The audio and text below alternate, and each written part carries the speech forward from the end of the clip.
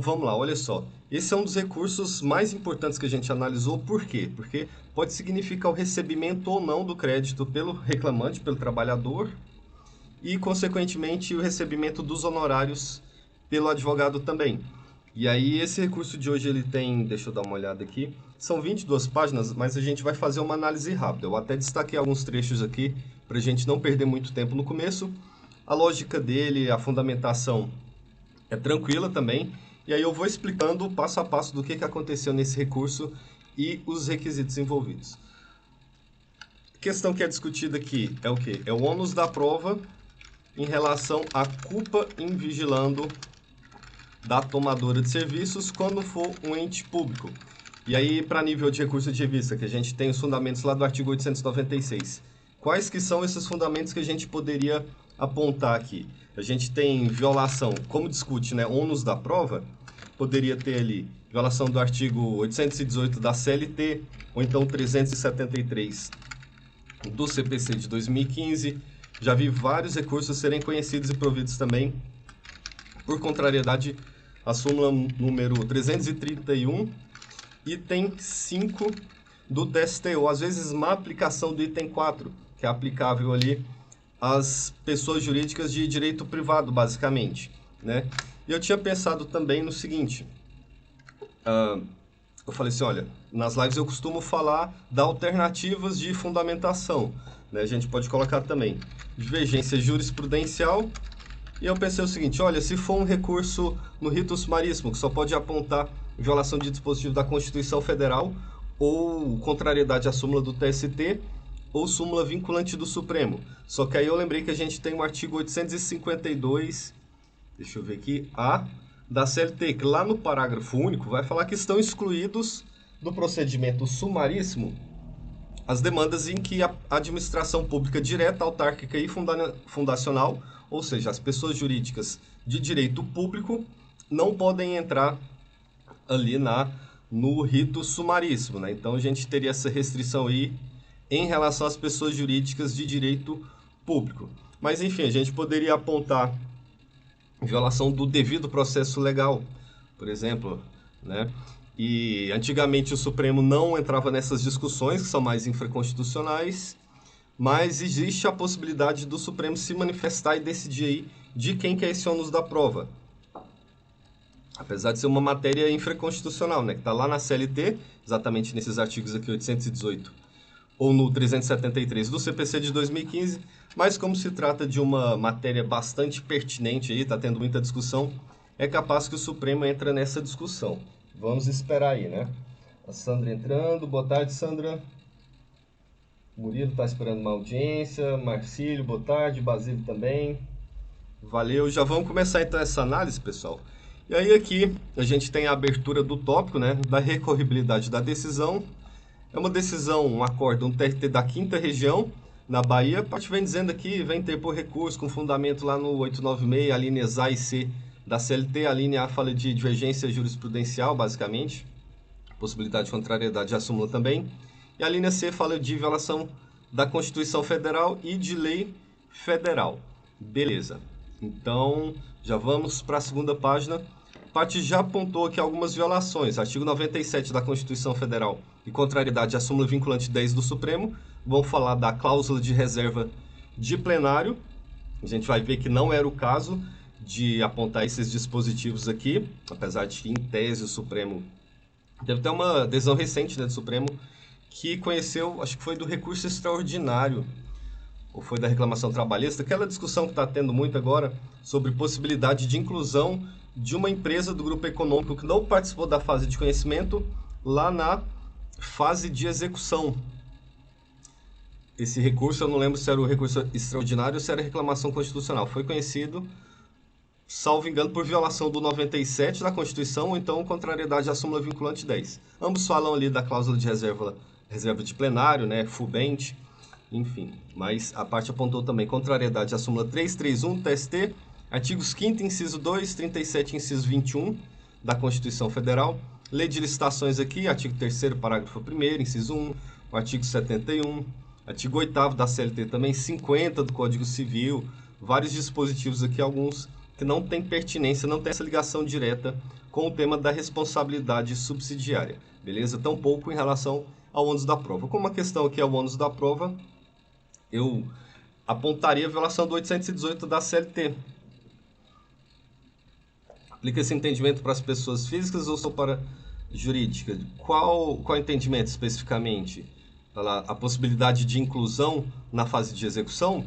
Porque se for na inclusão na fase de execução, poderia haver a desconsideração da personalidade jurídica, né? Eu fiz uma live com o Danilo Diniz, diretor ali de um gabinete de TRT da 18ª região. Está no feed do Instagram. Então, Miriam, existe essa possibilidade sim de desnecessidade de inclusão ali do sócio na fase de conhecimento. Isso aí seria possível, pelo menos até o momento, na fase de execução. A gente discutiu um pouco sobre isso lá na live com o Danilo. Fiz essa semana passada.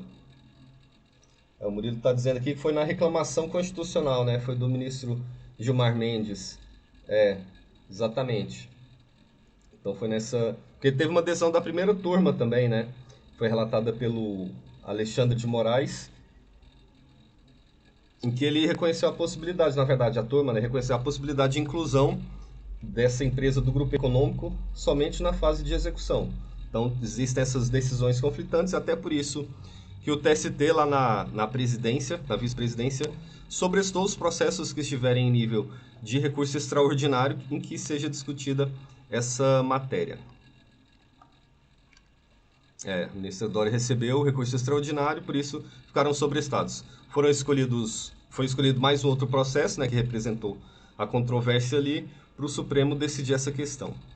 Mas tá bom, vamos lá voltar então para o acórdão. Esse aqui é o trecho do acórdão, né? A parte já tinha apontado alguns fundamentos aqui. E aí, como tem sido a tônica dos julgados deste egrégio tribunal, não conduz à exclusão da responsabilidade subsidiária da tomadora de serviços por si só o fato de haver contratado a prestação de serviços mediante licitação. Fala que isso não afasta o dever de fiscalizar a execução do contrato. Então o TRT disse o seguinte, olha, você fez a licitação, escolheu a empresa prestadora de serviços ali por licitação, procedimento regular, beleza, não tem a princípio culpa em elegendo, já que foi feita a licitação, escolha da melhor empresa, né, melhor proposta, mas isso não afasta o dever de fiscalização desse contrato. TRT continuando aqui, se depois quiserem ler o parágrafo inteiro, né? Estou indo um pouco mais rápido aqui para a gente não perder muito tempo e ser uma análise rápida. Depois pausem no YouTube, né? Para ver o parágrafo aqui. Mas enfim, o TRT disse aqui nessa parte que a Lei de Licitações, a 8666 de 93, ela não impõe somente a fiscalização, mas subordina até mesmo a liberação das faturas à comprovação do adimplemento regular do contrato. Estava até comentando agora há pouco com o Murilo ali no direct do Instagram, que é o seguinte, eu trabalhei no MPU durante 3 anos e pouco. E durante um período eu trabalhei num setor que cuidava dessa questão dos pagamentos. E a empresa prestadora de serviços estava atrasando salários, né? Não estava quitando as verbas rescisórias. E aí o MPU rescindiu o contrato, fez essa retenção aqui dos valores devidos à empresa, pagou os empregados terceirizados e com o que sobrou, pagou a empresa. Então essa é uma possibilidade também prevista lá na Lei de Licitações e o TRT usou isso aqui como fundamento, né? Um dos fundamentos para manter a responsabilidade subsidiária do ente público. E aí veio o TRT e diz que essa responsabilização também contra amparo lá no artigo 37, parágrafo 6º da Constituição Federal. Fala da responsabilidade objetiva, né, do ente público. E aí, continuando na análise aqui, no acórdão, né? O inadimplemento culposo do contrato de trabalho terceirizado, ao mesmo tempo em que revela por si somente o mau empregador, ou seja, a empresa prestadora de serviços é uma má empregadora, né, não quitou as parcelas trabalhistas, respinga também sobre o tomador de serviços, que é o ente público, que o selecionou e, ao contratá-lo, assumiu o dever legal de fiscalizar a execução do contrato. O TRT insistindo aqui que a entidade pública tomadora tem que fiscalizar o cumprimento das obrigações trabalhistas e previdenciárias do tomador de serviços, né? Já por aí impunha-se a segunda reclamada, tomadora de serviço, ente público, o ônus de demonstrar, isso aqui eu vou até sublinhar, grifar um pouco mais, isso que é a principal tese que, se fosse um acórdão grande, por exemplo, teria que ter sido destacada aqui.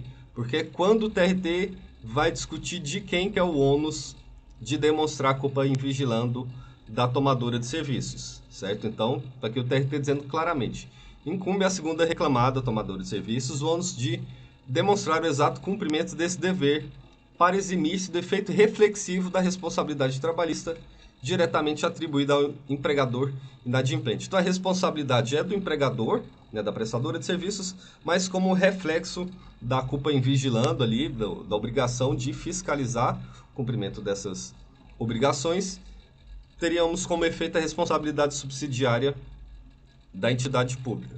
Beleza, e aí o TRT lá da 5ª Região da Bahia tem até a súmula 41, que fala exatamente disso, que o ônus de comprovar, no caso, a fiscalização desses contratos é do ente público, da administração pública, de acordo com o entendimento sumulado TRT da 5ª Região. E aí mais pré-questionamento da matéria aqui, olha. No caso concreto, já revela as premissas aí, né, do pré-questionamento do caso específico, constata-se que o tomador agiu com leniência, se não negligência, na fiscalização do cumprimento das obrigações trabalhistas. E aí um trecho que eu destacarei aqui também. Não tendo sido comprovado, ou seja, não há provas, por qualquer meio, que este fora diligente no cumprimento do dever de fiscalização, relativamente ao adimplemento das obrigações trabalhistas e previdenciárias também, né, da empresa terceirizada em face do reclamante. E aí um parênteses aqui. A maioria das decisões do TST são no sentido de que é da administração pública mesmo esse ônus. É no sentido daqui da decisão do TRT da 5ª Região. Só que nesse recurso especificamente, foi a Petrobras, salvo engano, ou enfim, algum ente público que interpôs recurso. Ele caiu lá na 4ª turma, e a 4ª turma tem o entendimento de que é do reclamante, do trabalhador, o encargo processual de demonstrar que o ente público agiu com culpa e vigilando. Então, por questão de mérito, assim, a TSD tem o entendimento de que é da administração pública, esse ônus probatório, mas como a gente está analisando a estrutura do recurso de revista, esse aqui serviu para a gente. Eu até procurei algumas decisões recentes, mas essa aqui foi a mais recente que eu encontrei, foi da semana passada, publicado no Diário Eletrônico da sexta-feira. Então, por isso eu optei em trazer essa decisão recente e para a gente analisar a estrutura. De repente, se caísse em outra turma, você poderia pegar esses trechos transcritos aqui, por exemplo, fazer uma fundamentação no sentido contrário, né, indicando ali que é da administração pública o ônus de comprovar que não agiu com culpa em vigilando e em eligendo também, né? Mas voltando aqui ao acórdão, o TRT concluiu então que a administração pública escolheu mal, incidiu culpa em eligendo, desdenhou do seu dever legal de fiscalizar a execução do contrato e, em razão disso, agiu com culpa em vigilando. Ele falou lá em cima que não tinha sido comprovado que houve fiscalização. Então, se não foi comprovado, o TRT entendeu que houve culpa em vigilando. A teor dos artigos 186 e 187 do Código Civil e item 5 da súmula 331 do TST. Aí nos próximos parágrafos aqui vai falar, né, olha, a abrangência da condenação é ampla, abrange até mesmo as multas lá do 477, parágrafo 8º da CLT, por exemplo, que tem alguns recursos que falam assim, olha, a administração pública não pode ser condenada subsidiariamente a pagar essas verbas aqui, rescisórias, 467, 477, porque são multas, penalidades de caráter personalíssimo. Só que entendimento do TST, item 6 da súmula 331, é de que não, de que abrange todas as verbas, não tem essa de natureza personalíssima da penalidade. A gente pode passar isso aqui, né, porque não tem tanto a ver, mas enfim, as partes que eu destacaria desse acórdão seriam essas aqui. Vem falando que a lei impõe o dever de fiscalizar e de que o ônus, essa parte que está mais destacada aqui, é da administração pública. Se você tiver pelo reclamante, o TRT tiver dito que é do reclamante, você vai procurar lá no acórdão a parte em que está dizendo isso, em que é do reclamante o ônus de comprovar a culpa em vigilando da administração pública. As premissas fáticas do caso concreto, né, não tendo sido comprovado no caso concreto, isso aqui demonstra o pré-questionamento específico desse caso, desses autos.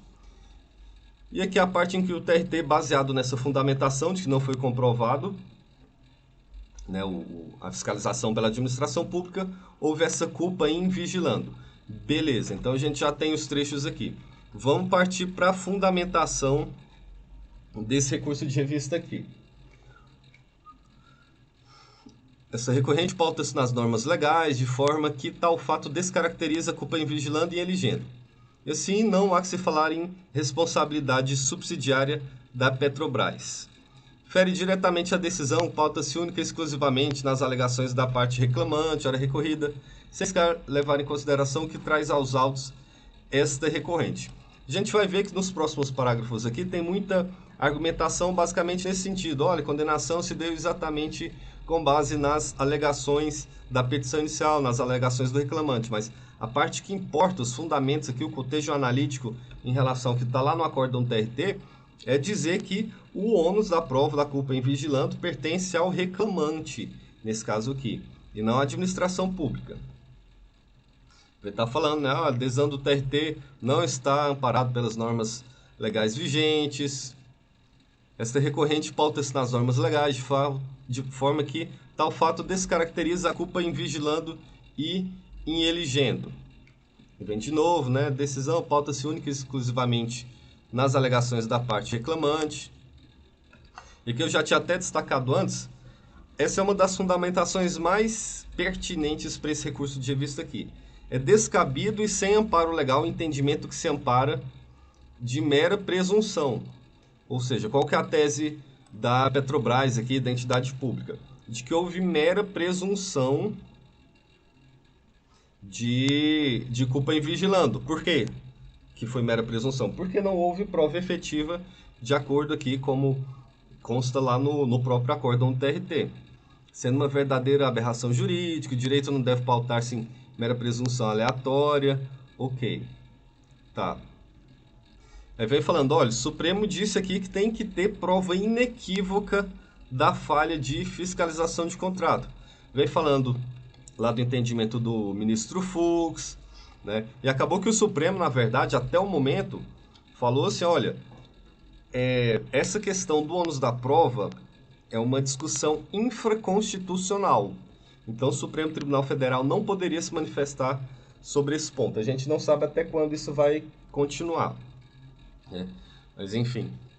Aí vem falando, olha, no âmbito do próprio TRT da Quinta Região, houveram diversas decisões em sentido contrário que culminaram com a edição da súmula 41, que está lá no acórdão também, né? Fala que é da administração pública o ônus de demonstrar que fiscalizava o cumprimento dessas obrigações. Segue recente julgado do STF. É esse julgado que esse acórdão do STF não serve como divergência jurisprudencial. Tá bom? Quem está lá no curso, por exemplo, sabe o motivo pelo qual, né? Eu faço uma brincadeirinha ali, explicando por que não serve como parâmetro de divergência jurisprudencial, mesmo que seja acórdão do Supremo Tribunal Federal. E aí, pelo menos até o momento, né, a interpretação que a gente tem, a mais técnica possível, é de que o seguinte, o recorrente está dizendo que houve violação do artigo 97 da Constituição Federal e da súmula vinculante 10 do Supremo, né?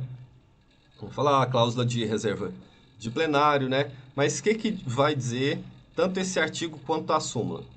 Que só pode ser declarada a inconstitucionalidade de dispositivo de lei ou aplicação, né, de alguma norma se o tribunal se manifestar pelo plenário, né? Então tem que ser todos os magistrados componentes do tribunal, não pode ser somente um órgão fracionário. Por exemplo, aquela questão da inconstitucionalidade dos honorários advocatícios sucumbenciais no caso de parte beneficiária da justiça gratuita. Vários processos ficaram parados no TST, por quê? Porque as turmas falaram assim, olha, eu entendo que é inconstitucional, né, só que eu não posso afastar a aplicação, porque esse procedimento de afastamento ou declaração de constitucionalidade teria que ser feito pelo pleno, não pode ser órgão fracionário, não poderiam ser as turmas, não poderia ser nem mesmo a SDI, certo? Então, no caso aqui, a gente viu lá no acórdão do TRT que não houve declaração de constitucionalidade de nenhuma norma.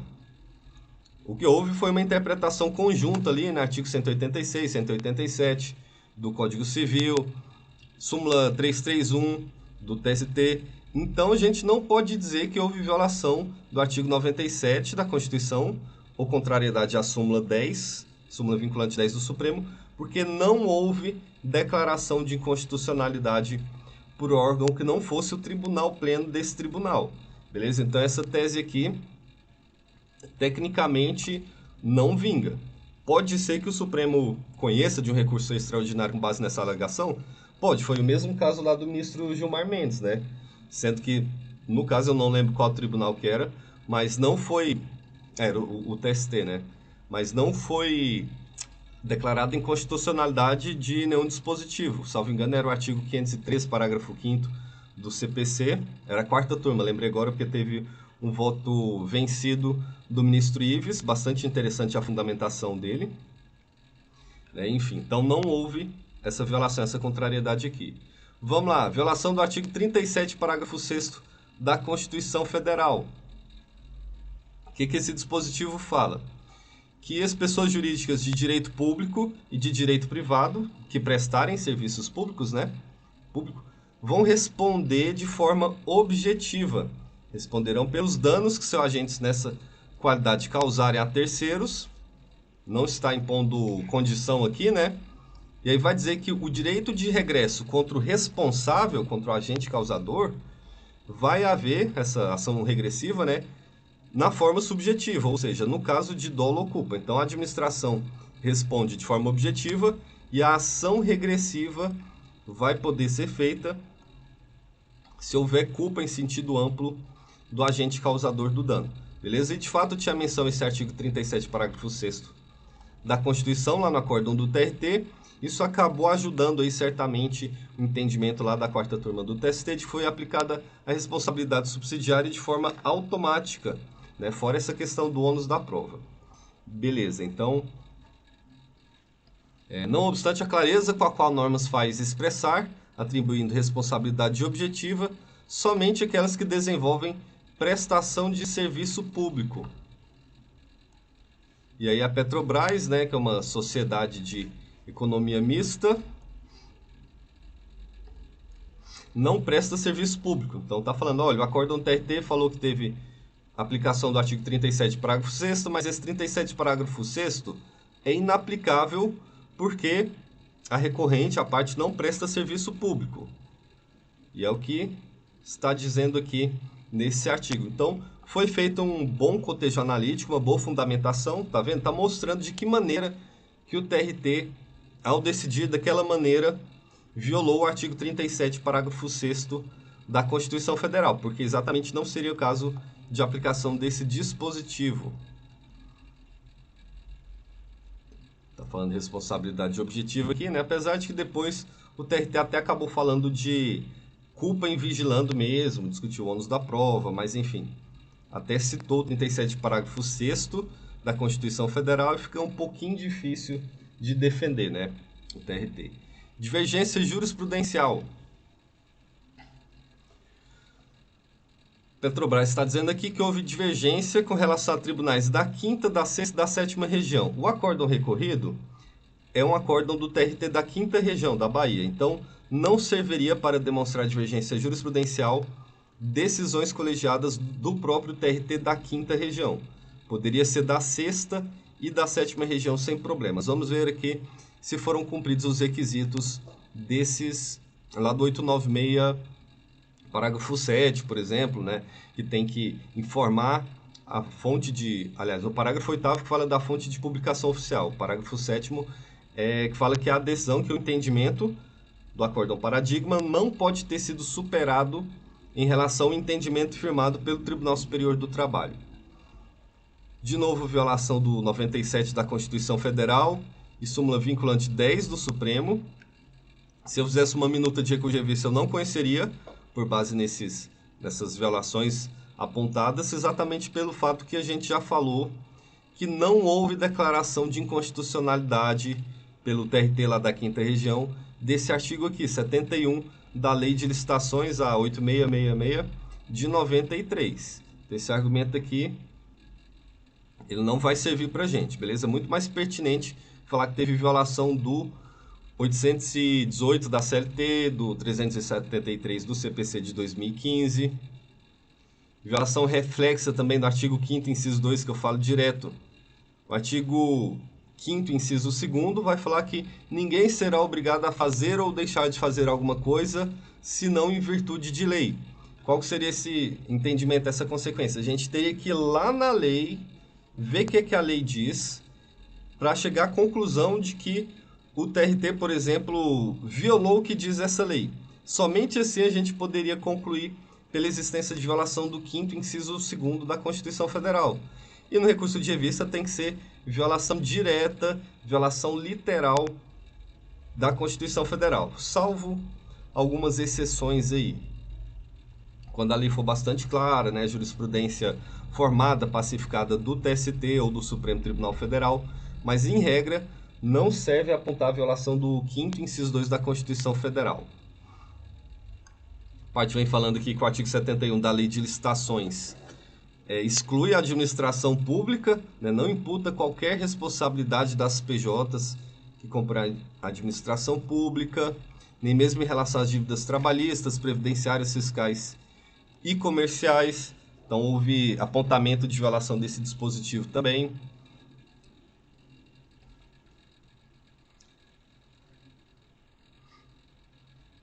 Nesse parágrafo aqui vem falando, olha, a responsabilidade subsidiária da recorrente foi pautada somente no argumento de que o inadimplemento das obrigações pelo real empregador, pela prestadora de serviços, implica responsabilidade subsidiária, ou seja, responsabilidade automática da tomadora.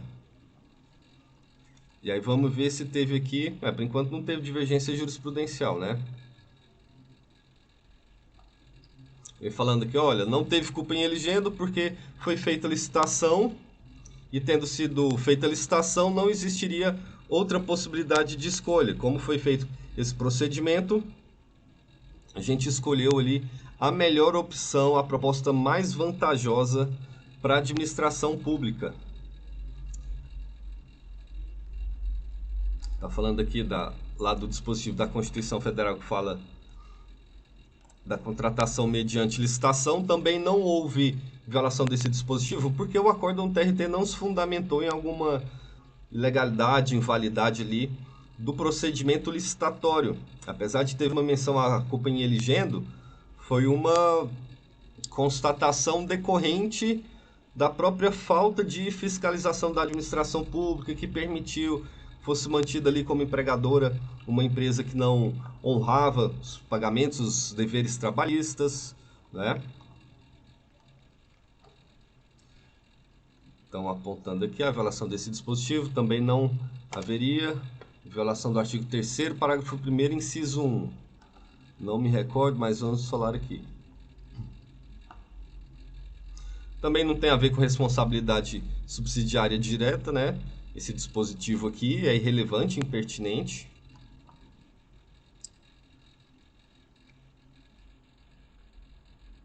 Vem falando ali sobre licitação, né?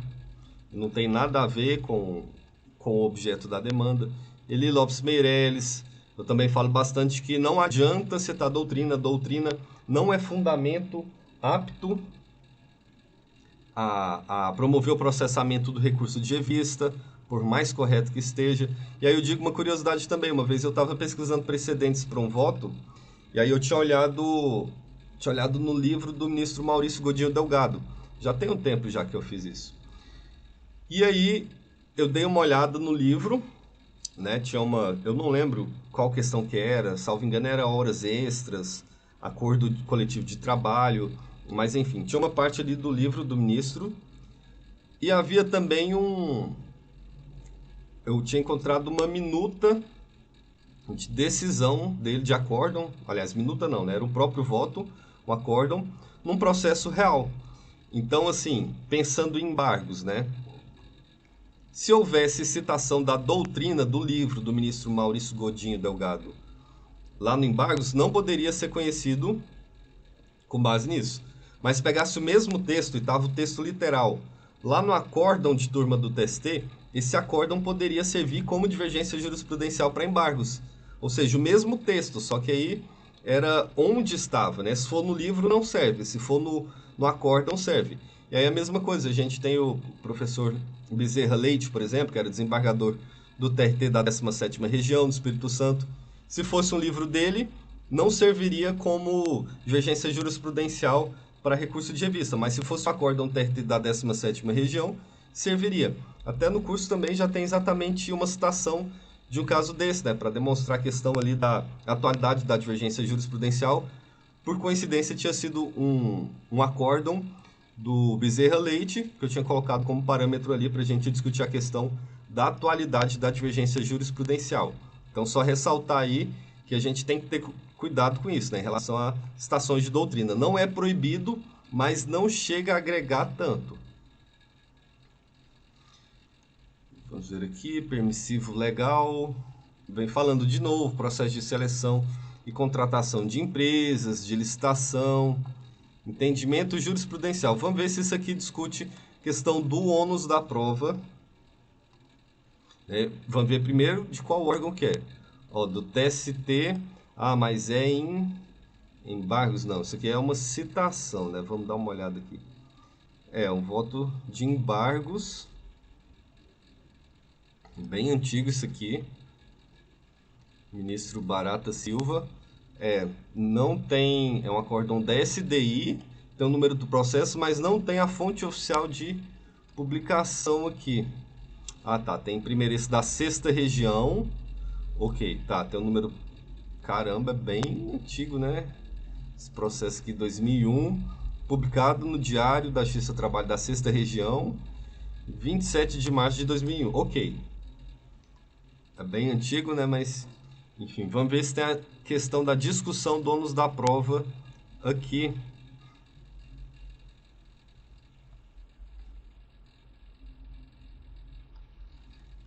Aqui não tem discussão sobre ônus de prova.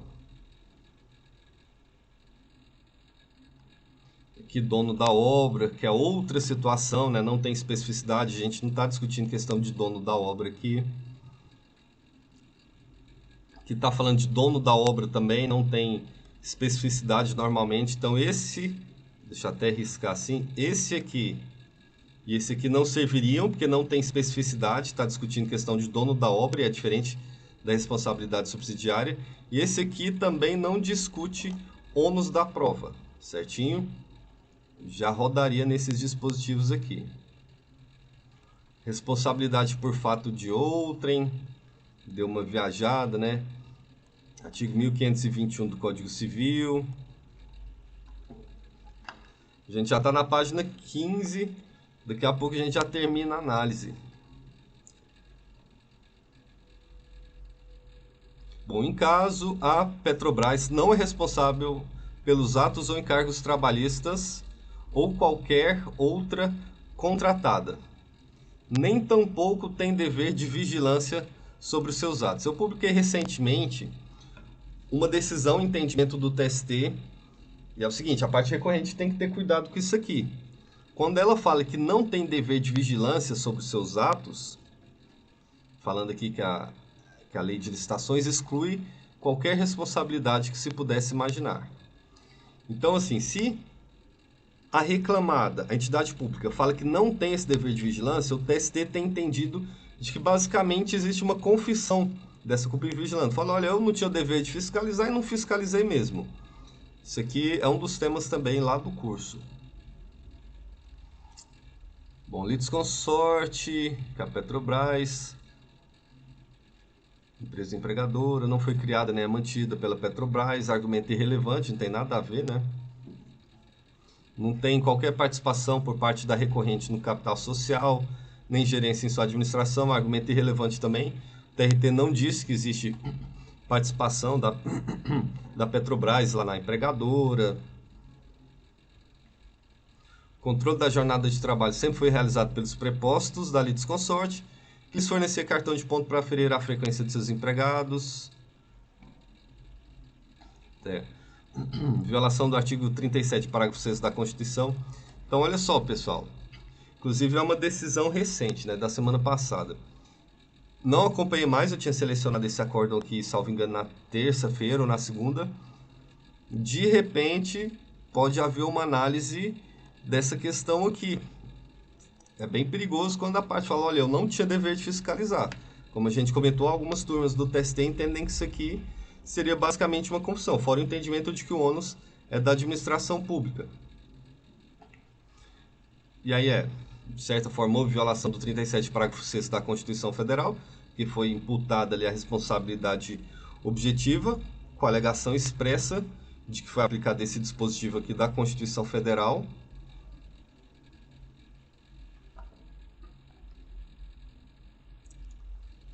Já na página 16 são 22 páginas. E aí olha que outro fundamento, um dos principais parágrafos, fora aquele que tinha no começo do vídeo, é qual? São esses dois aqui. Para que se tenha responsabilidade dos entes estatais, é necessário que se demonstre a atuação com culpa quando os mesmos deixam de agir. Então, olha só, a gente já leu um monte de ladainha aqui, os últimos minutos foram basicamente ladainha de urgência jurisprudencial que não servia, fundamentos irrelevantes, mas aqui a gente tem um ataque aos fundamentos do acórdão do TRT, que é essa questão do ônus da prova. Na hipótese dos autos, neste caso concreto, né, o egrégio TRT entendeu que havia culpa em vigilando e elegendo, todavia esqueceu-se que não restou demonstrada a culpa na conduta da mesma. Então essa tese aqui, o TRT falou que não teve culpa mesmo, mas que o ônus de comprovar que não agiu com culpa e vigilando seria da administração pública. Então essa argumentação, essa fundamentação aqui faz sentido. Sendo assim, não havendo comprovação da existência de culpa, há que ser excluída a responsabilidade subsidiária da mesma. Tá vendo? A gente está na página 16. Se tivesse aqui lá no começo, de repente a gente já parava de ler lá no começo. Já tem esse fundamento aqui que seria o suficiente para a quarta turma do TST, no caso, conhecer e dar provimento a esse recurso aqui. E aí apontou contrariedade à súmula 331 do TST, que lá no item 5 vai falar, né? Vamos ver aqui. Conduta culposa da administração pública, né? E vem dizendo que essa responsabilidade não decorre do mero inadimplemento das obrigações trabalhistas assumida pela empresa regularmente contratada. É o contrário, por exemplo, das pessoas jurídicas de direito privado comuns, né? Normalmente o fato dela ser beneficiária da prestação de serviço do empregado já induz a responsabilidade subsidiária ali. Aplica, nesse caso, o item 4, né? Mas quando é administração pública, incide o item 5, que exige a culpa em vigilando ou em elegendo da administração pública, né? Da tomadora de serviços. Que o recorrente acabou dando uma escorregada, né? Falou demais. Ressalta-se que não há norma que mencione que exija a fiscalização de cada empregado das empresas terceirizadas. Teria que tomar cuidado aqui, dependendo da turma, essa fundamentação aqui serviria para amparar a condenação subsidiária da administração pública. Tomar uma água aqui.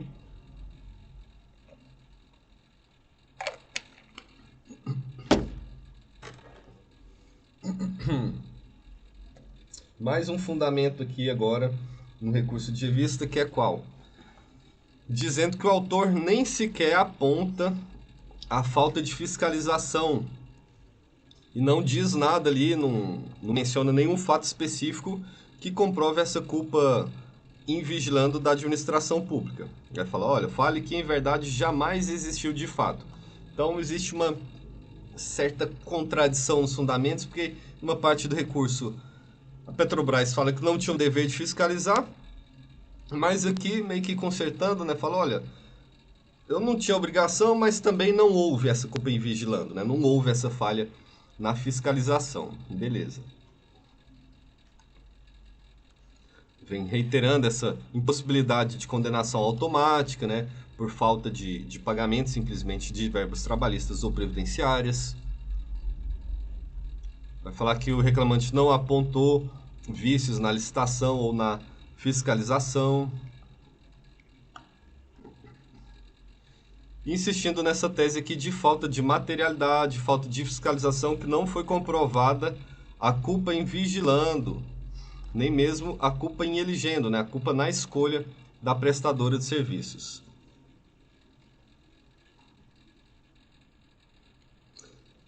E a recorrente pede para aplicar a súmula 331 do TST e renova esses argumentos de ausência de culpa da empregadora. Falando que, olha, a Petrobras sempre procedeu à regular e transparente fiscalização da empresa contratada, né? E aí lá nos termos do item 1 da súmula 33, o item 5 da súmula 331 do TST, vem falar da ADC 16 do Supremo Tribunal Federal, né? Colocou a ementa aqui, decisão de 2011, né? O Supremo falou que o artigo 71, parágrafo 1º da Lei de Licitações, que ele é constitucional, beleza? Que fala que na de implemento não vai transferir a responsabilidade ali para a administração pública, só que nessa mesma ADC o Supremo falou, olha, só que isso não impossibilita a responsabilidade subsidiária do tomador de serviços também, beleza? E aí a parte colocou aqui alguns acórdãos do TST, não servem novamente como divergência jurisprudencial. Aqui, ó, acórdão de turma do TST não serve como divergência. Decisão de 2011, em recurso de revista. Agora uma decisão em agravo de instrumento em recurso de revista. Vamos ver de quem que é. Da quarta turma também. Voto em recurso de revista, 2011. Não serve como divergência. TRTs da quinta, sexta e sétima regiões já vinham firmando entendimento quanto ao descabimento da responsabilidade subsidiária pretendida. Indicou os sites com aquela URL bem curta, né? Se você for indicar o site, indica o site que leva direto para esse acórdão. Essa URL, esse link curto aqui, não serve como prova da existência da divergência jurisprudencial. Beleza? Mas vamos lá, de repente a parte colocou uma outra forma de publicação aqui, colocou a fonte, vamos ver. Ok, esse acórdão recorrido é da quinta região, então o acórdão da sexta região serve, né? Cadê o número do processo? Não tem aqui o número, né? Não tem o número do processo, então não serve. Colocou a fonte de publicação e a data de publicação, mas não colocou o número do processo, não serve como divergência jurisprudencial. TRT de sexta região, ok. Número do recurso ordinário. Diário Oficial Eletrônico de 96. Podia ter pesquisado umas decisões mais recentes, né? Facilitaria aqui. Sexta região, decisão de 96 também, número do recurso. Tá. Mas não discute aqui a questão do ônus da prova, né? Então isso aqui também não serviria. Não está tratando especificamente do ônus da prova aqui. Sexta região, mesma coisa. Recurso ordinário, 96. Aqui também seria caso de aplicação da súmula 333, porque esse entendimento aqui está superado pelo entendimento do TST, né? O que diz esse acordo aqui? Olha, quando a tomadora de serviço é entidade pública, da administração pública indireta, não é aplicável a súmula 331 do TST, mas o próprio TST, até o Supremo, falou que é aplicável sim. Então, isso aqui seria uma divergência inespecífica, superada pelo entendimento reiterado, notório atual do TST, súmula 333 e artigo 896, parágrafo 7º da CLT, não serviria com base em divergência jurisprudencial. Aqui, sexta região de novo, recurso ordinário, 96... É meio complicado, né? Poderia achar uns acórdãos mais recentes, como a gente comentou. Por fim, violação do 927 do Código Civil e quinto, esse aqui é o 45 da Constituição de 88. Isso aqui é mais da abrangência da condenação, né?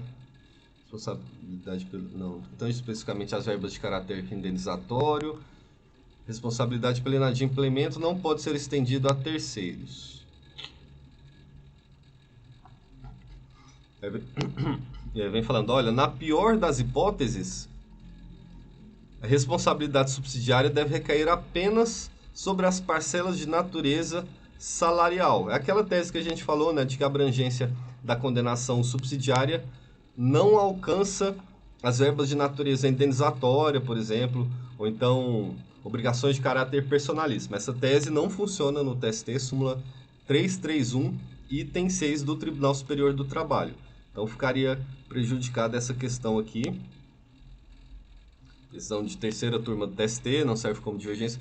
Olha aqui, ó, o que eu disse desde lá do começo da análise. Recorrente não pode ser responsabilizada pelo pagamento das multas previstas no 467 e 477 da CLT. Que a gente tem uma questão interessante. Olha só, esse inciso 45 do artigo 5º da Constituição Federal fala que nenhuma pena passará da pessoa do condenado. Mas olha só, já fiz algumas minutas de voto também. E é o seguinte, esse dispositivo aqui, ele é uma norma de direito penal, processual penal, basicamente, né? Então não se discute matéria penal aqui. Se a gente for ver topograficamente ali, vamos pegar aqui, por exemplo.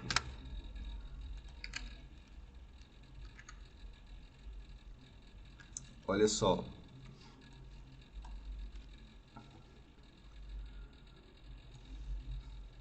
Se a gente for ver esses dispositivos aqui,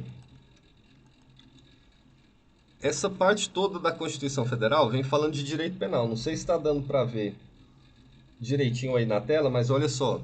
Não haverá juiz ou tribunal de exceção, instituição do júri. Não há crime sem lei anterior que defina. A lei penal não retroagirá. A lei punirá discriminação, não sei o que, racismo, que é crime, né? Crimes inafiançáveis, crime inafiançável, nenhuma pena passará da pessoa do condenado. Então a gente fala o seguinte, olha só, está viajando aqui, não tem violação desse dispositivo, ele é irrelevante para a área trabalhista, porque isso aqui é uma norma voltada ao direito penal, direito processual penal. Todos esses dispositivos aqui, se a gente for parar para ler, a gente não vai ler todos aqui, né? Porque em razão do tempo, né? Mas enfim, tá localizado ali na Constituição na parte que fala direito penal, processo penal. Certinho? E aí, divergência jurisprudencial com base em outros TRTs também. TRT da 12ª Região, Santa Catarina, da 6ª Região, salvo engano, é do Rio Grande do Norte, é da 21ª, eu tô confundindo agora. Não, 6ª Região é Pernambuco, né? 6ª Região Pernambuco. 21ª Rio Grande do Norte, 12ª Região Santa Catarina, fonte oficial aqui, né, Diário de Justiça de Santa Catarina, data de publicação, 10 de maio de 2005, hoje é 26 de maio, né, então temos aí uns 17 anos. Não é isso aqui que resultaria na jurisprudência desatualizada, não é o fato de ter 17 anos, mas sim o fato, ó, desse entendimento aqui ter sido superado pelo entendimento reiterado do TST. O TST já decidiu tanto, já afastou tanto esse entendimento que criou o item 6 da súmula 331, fala que a responsabilidade subsidiária abrange todas as parcelas da condenação. Então, essa tese aqui, que está nesse acórdão, foi superada já pelo entendimento reiterado do TST. A mesma coisa, essa decisão aqui, do TRT da 15ª Região, região mais do interior ali de São Paulo, né? Publicado em 2003 no Diário Oficial Eletrônico. Número do processo, tem o número do acórdão também.